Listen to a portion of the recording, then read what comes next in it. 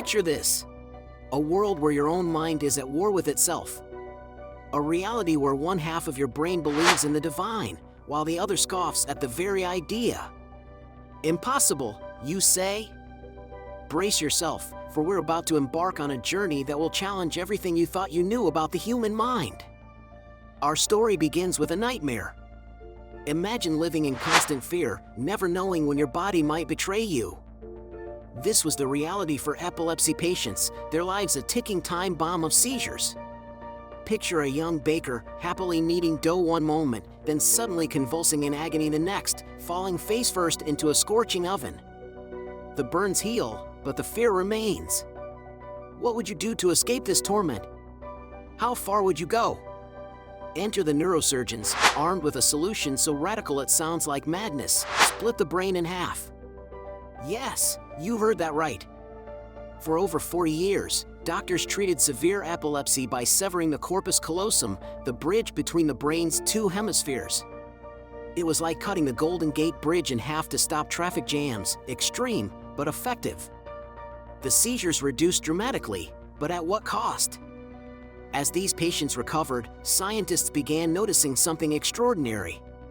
It was as if two separate beings now inhabited one body. The right hand would reach for an apple, while the left grabbed a banana.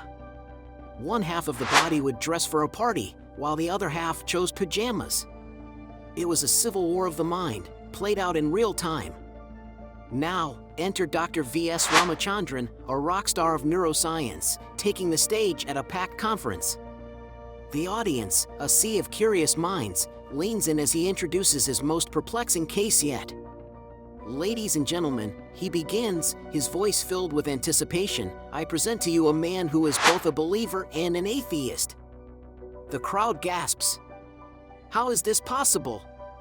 Ramachandran explains his clever technique. He whispers questions into different ears, communicating with each hemisphere separately. You see, he continues, our brains are like a pair of twins, each with their own personality. The left twin is the chatterbox, controlling speech and the right side of your body. The right twin is the quiet artist, managing the left side and excelling in visual tasks. Normally, they share everything through a bridge called the corpus callosum. But in our split brain friends, that bridge is gone. Ramachandran turns to his patient. To the left ear, he whispers, do you believe in God? The patient's left hand begins to move, scribbling furiously on a notepad. No, that's ridiculous, it writes. Aha! Ramachandran exclaims. The left ear connects to the right brain, which can't speak but can write with the left hand. It's like a mime trying to tell us a story. Then, he leans to the right ear and asks, is there a God? The patient's mouth, controlled by the left brain, responds confidently, yes, of course. The audience is stunned. It's as if they're watching a bizarre ventriloquist act, where the dummy and the ventriloquist hold opposing views. But wait, there's more! Enter Dr. Michael Gazzaniga, another neuroscience heavyweight. Picture this: Gazzaniga shows a split-brain patient a portrait made of vegetables, but only to their right eye. What do you see? He asks. Just some fruit, the patient replies without hesitation.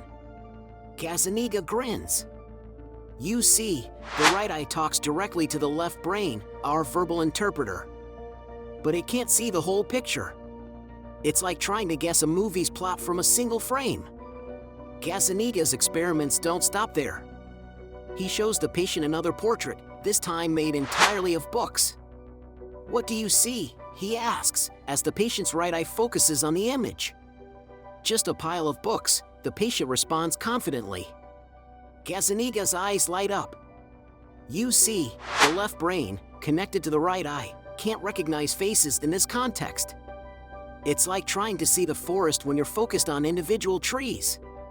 Now, brace yourself for the most astonishing and frankly, terrifying revelation of all.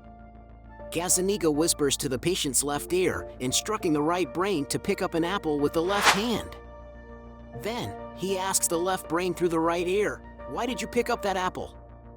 Watch closely as the patient's mouth, controlled by the left brain, confidently declares, oh, I was feeling a bit hungry. Gazzaniga's expression turns serious. Let's break this down, he says, his voice low. The left brain, which controls speech, just created a completely fictional story to explain an action it didn't initiate or understand.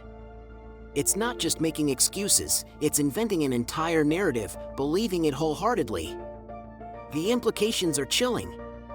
Think about it, how many of your daily decisions might be post hoc justifications for actions your conscious mind didn't actually initiate? That argument you had with your partner, were you really upset about the dishes, or was your brain just spinning a tale to explain your bad mood? The career you chose, was it truly a carefully considered decision, or just a story you tell yourself to justify a subconscious impulse? This discovery doesn't just raise questions about free will, it makes us question the very nature of our self-awareness. Are we really the authors of our own stories, or merely unreliable narrators, constantly confabulating to make sense of a world our conscious minds only partially perceive? Imagine going through life never quite sure if your reasons for doing things are real or just convincing fictions. It's like living in a perpetual state of gaslighting, but the one doing the gaslighting is your own brain. As we grapple with these mind-bending revelations, take a moment to reflect on your own experiences. Have you ever found yourself offering an explanation for your behavior that, in retrospect, doesn't quite add up? How much of your personality, your beliefs, your very sense of self might be a carefully constructed narrative, pieced together by a brain desperately trying to make sense of its own actions? Before you spiral too deep into this existential crisis, remember, understanding these quirks of our minds is the first step to navigating them. And speaking of navigation, why not join us on this journey of discovery? Hit that subscribe button below. Your left brain will probably tell you it's because you love learning, but who knows what your right brain thinks about it? Don't forget to check out our sources in the description. After all, in a world where our own brains might be spinning tales, it's always good to fact-check. And stay tuned for our next episode, where we'll dive into another mind-bending aspect of human consciousness. Who knows? Maybe we'll discover that your left pinky toe has been secretly controlling your life choices all along. Until next time, keep questioning, keep exploring, and maybe, just maybe, take your brain's explanations with a grain of salt. After all, it might just be telling you stories.